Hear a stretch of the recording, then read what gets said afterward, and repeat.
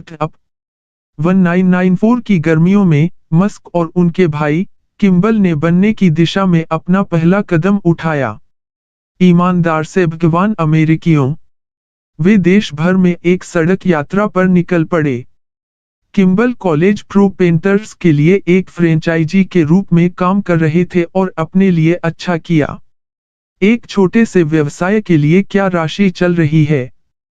उन्होंने फ्रेंचाइजी के अपने हिस्से को बेच दिया और मस्क के पास 1970 के दशक की BMW 320i बीट-अप खरीदने के लिए जो पैसा था, उसके साथ जमा किया। भाइयों ने अगस्त में सैन फ्रांसिस्को के पास अपनी यात्रा शुरू की, क्योंकि कैलिफोर्निया में तापमान बढ़ गया था। ड्राइव का पहला भाग उन्हें मोजावे रेगिस्तान के एक शहर नीडल्स तक ले गया। वहां उन्होंने बिना एयर कंडीशनिंग वाली कार में एक 20 डिग्री मौसम के पसीने वाले रोमांच का अनुभव किया और कार्ल के जूनियर बर्गर जॉइंट्स में पिट स्टॉप्स से प्यार करना सीखा, जहां उन्होंने घंटों ठंड में आराम किया। यात्रा ने आपके विशिष्ट बीस हिजिंग और उग्र पूंजीवादी दिवास्वप्न के लिए बहुत समय प्रदान किया। याहू जैसी निर्देशिका साइटों के उदय के कारण वेब जनता के लिए सुलभ होना शुरू हुआ था, और नेटस्केप के ब्राउज़र जैसे उपकरण। भाइयों को इंटरनेट से जोड़ा गया और उन्होंने सोचा कि वे वेब पर कुछ करते हुए एक साथ एक कंपनी शुरू करना पसंद कर सकते हैं। कैलिफोर्निया से कोलोराडो, व्योमिंग, साउथ डकोटा और इलिनोइस तक, उन्होंने मस्क को स्कूल जाने के लिए पूर्व की ओर जाने से पहले ड्राइविंग, दिमागी तूफान और बकवास बात कर ली। यात्रा से उत्पन्न होने वाला सबसे अच्छा विचार डॉक्टरों के लिए एक ऑनलाइन नेटवर्क था। इसका मतलब इलेक्ट्रॉनिक स्वास्थ्य रिकॉर्ड के रूप में महत्वाकांक्षी कुछ नहीं था, बल्कि चिकित्सकों के लिए सूचनाओं का आदान प्रदान करने और सहयोग करने के लिए एक प्रणाली थी। ऐसा लग रहा था कि चिकित्सा उद्योग वह था जिसे बाधित किया जा सकता था, किम्बल ने कहा।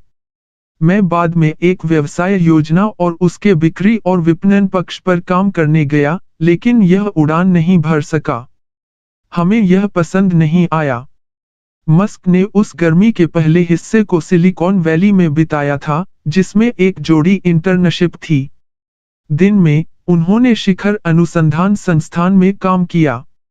लॉस गैटोस में स्थित पिनेकल वैज्ञानिकों की एक टीम के साथ एक बहुप्रचारित स्टार्टअप था, जिसमें ऐसे तरीकों की खोज की गई थी जिसमें अल्ट्रा कैपेसिटर को इलेक्ट्रिक और हाइब्रिड वाहनों में एक क्रांतिकारी ईंधन स्रोत के रूप में इस्तेमाल किया जा सकता था। काम भी कम से कम अवधारणात्मक रूप से अधिक विचित्र क्षेत्र में घूम गया।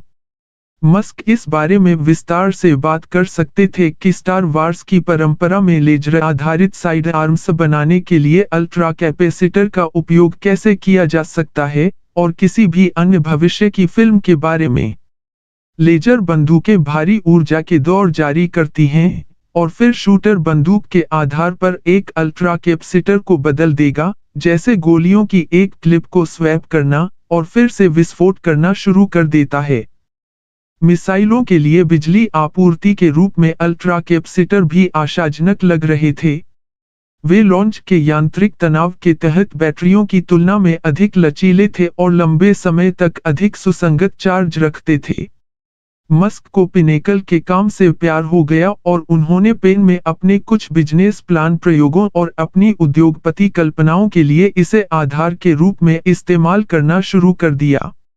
शाम को, मस्क रॉकेट साइंस गेम्स की ओर अग्रसर हुए, जो पालो आल्टो में स्थित एक स्टार्टअप है, जो अब तक का सबसे उन्नत वीडियो गेम बनाना चाहता था, जो उन्हें कार्ट्रिज और सीडी पर ले जाकर अधिक जानकारी रख सकता था।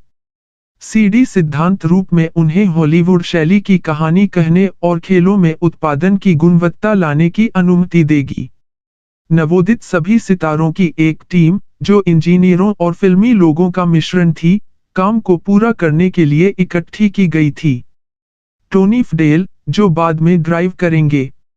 एप्रिल में आईपॉड और आईफोन दोनों के विकास का अधिकांश भाग रॉकेट साइंस में काम करता था, जैसा कि एप्रिल के लिए क्विक टाइम मल्टीमीडिया सॉफ्टवेयर विकसित करने वाले लोगों ने किया था। उनके पास ऐसे लोग भी थे जिन्होंने इंडस्ट्रियल लाइट एंड मैजिक में